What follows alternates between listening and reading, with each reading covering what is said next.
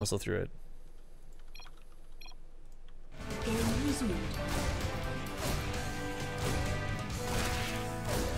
Alright, so where we left off with a bit of a hiccup there, we did have, of course, the Link starting to micro with that Reaper. And my frustration here was the fact that this did hit some lag spikes when this happened, but realistically speaking here, I think that would have hurt Jjakji more than TargA, as with slow Lings, you're not really expecting to get that many kills off of creep against a Reaper. Yeah, agreed. And it almost did look like Jjakji was very close to losing one Reaper, but good control. And TargA does try and, macro out of it. He's down already in workers. Oh, a lot of little bits. But that opening was not worth it at all, whatsoever. It did, I suppose, force Jjakji to put the command center on the high ground, so there's something. I guess, but this doesn't really deter him from, of course, moving that forward. It is actually really good that he gets this down on the high ground, opposed to having to cancel it and bring it back. Either way, safe than sorry, and we'll see how this carries through with the rest of the game. Yeah.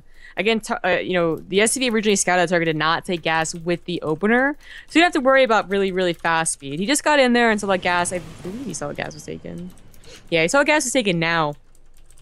But that doesn't really tell him a lot. You could expect them to get speed, but they could also just, well, they could also just not, actually. They could go up the straight into Roaches, plan on not having a speed-based game. And TargA is someone who does do Roach Hydra. Yeah, actually, you know what? I completely forgotten that was the case coming to it. I think TargA, in my mind, goes to Swarm Host, and of course, that's not always the case. Jjakji, though, has actually been showing a little bit of mech recently, too. Not a whole lot, but definitely something possible. We'll see, of course, where that leads. I think a lot of this, too, is going to be based off how much damage can be done here. But standard is the standard does with the Banshee follow-up. It's important that TargA scouts that Banshee, by the way. I mean, he's already trying to recover off of that build, and then, to take a lot of damage from Banshees would be really, really bad. Gets a Spine Crawler, of course, probably afraid that something else is going to happen. Oh, I think he saw that starport. That's nice. So he still doesn't know what the starport means. If it's a drop, just a Viking, or a Banshee. So he kind of has to cover a lot of bases here. Dancing here in the natural base, Jjakji's getting some pretty good kills. Starting to lose a couple of units, but I mean, these queens did not die. They got really low, but they didn't die. So TargA holds on with a more than adequate defense. With 4 queens alive, this Banshee becomes less and less scary. Of course, as you said, he doesn't quite know it's the Banshee, but it's a pretty educated guess when you see this sort of Hellion push. I mean, Jjakji's opened up here with a very classic standard Terran build. There's also an armory on the way. So pretty fast Hellbats into Bio, which is a little odd, but if you can start Sim at this point, I guess that's okay. TargA's gonna go for a 2-base lair. I imagine it's Spire. I was worried that he wouldn't get a Baneling Nest, kind of skip that point because he's being a little greedy, but he doesn't, and that's important because you're gonna need Banelings for the Hellbats.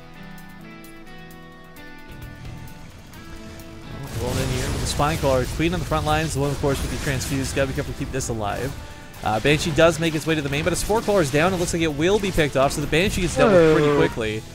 That should not have happened. No, and it only got 3 kills, so it wasn't even close to being effective. Dang, he was one or 2 grid spaces away from just being out of vision of the Spore Crawler too. He was right on top of it. That was bad. Not end game bad, but just could have done so much more with it. Well, the Hellbats are transformed. The Banelings are on the way. There are queens and a Spine Crawler. I think that's enough to deal with this. Well, here comes the Banelings. Gotta get some good connects, but splits from Jjakji are actually pretty good. That last second move out, but there's still a lot of Spine Crawler and Queen damage here, so the Hellbats are so low they can't really pursue this. And as we see, even Link's starting to pick a couple off. The Queen ones are, of course, getting slowly sniped by the Banshee, but as the Overseer cleans this up, or rather as the Overlord spawns, he will clean this up. Missed a transfuse on a Queen. He could have maybe had all 4 at the end of the day. Did lose 1. This Banshee, again, not doing too much damage, about to run out of energy anyways, so it's gonna die. Oh. Deal. But TargA had really nice defense. I mean, I think that he's not still the greatest position, but I mean, that was actually pretty perfect if that the opener wasn't the way it was. He didn't lose devastating amounts of drones, but he did stop making them pretty early for that perfect defense. So, he kind of walks here to the mid game, not really with an economy you want to see from a Zerg player, and of course with 2 base going towards Aspire, he's going to start making some of the most expensive units you have. That's 100 mineral, 100 gas per Mutalisk. Yeah. Jjakji's kind of defending as if he was going back. He's getting a Thor before a lot of Marines and 2 Vikings. I guess that was the 3rd Banshee? Wow. Yeah, another queen dies, cost of the Banshee. Jjakji not exactly getting the greatest trades, but no. It's worth noting behind this, he's not playing mech, does have bio. His weapon of choice, Stim did complete, of course, a while ago. But the Thor coming out so early, specifically in anticipation of this. I mean, you get in here, you see... Okay, he actually saw the Spire physically, but so he at least saw the layer, if nothing else. Well, upgrades are in the way for Jjakji. Both players really getting late upgrades. You know, Jjakji only just now starting his, and TargA only just now starting his Evo chambers.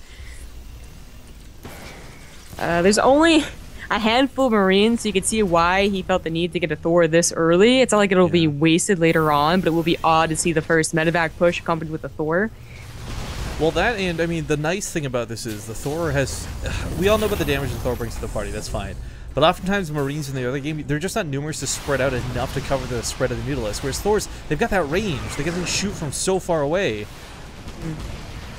Yeah.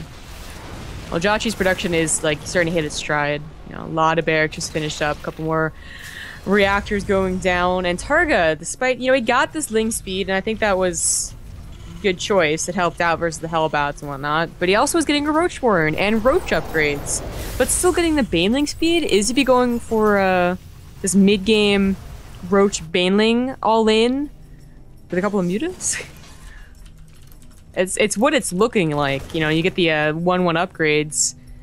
Or maybe the Roach Warren. No, wait, no, that's not possible. He's getting up there for the Roach Warren. I don't know. I don't know what the plan, the composition is for TargA, but he has stopped making mutas, so it looks like he's just gonna use these as annoyingly as possible, and then, you know, if they die, well, that sucks, but they die. Well, he's heavily fortified this in. I mean, this is perhaps the greatest dedication I've seen to a third base in some time, but it will hold. I mean, the Muta's actually being in danger of being sniped off. The Lings died. Jjakji now with a push of a hell of a lot of Hellbats. I mean, for someone who's playing Bio, that's a lot of Hellbats. Yeah. And that awkward Thor, who's never with this this first push. Banelings are going to morph in, but I think he needs more than that. Jjakji is on creep, but Jjakji has really quite good splits. He's also on 1/1, and TargA's plans to go for Roach, just to go for Hydralisk, is just not going to happen. And Jjakji's hitting with that perfect timing just before, you know, TargA hits his stride. So a small amount of Roaches are out. The Mutals are coming back home, but they're so scared of that Thor, they don't want to engage. There's Marines all over the place. Good game's going to be called, and Jjakji will take the game.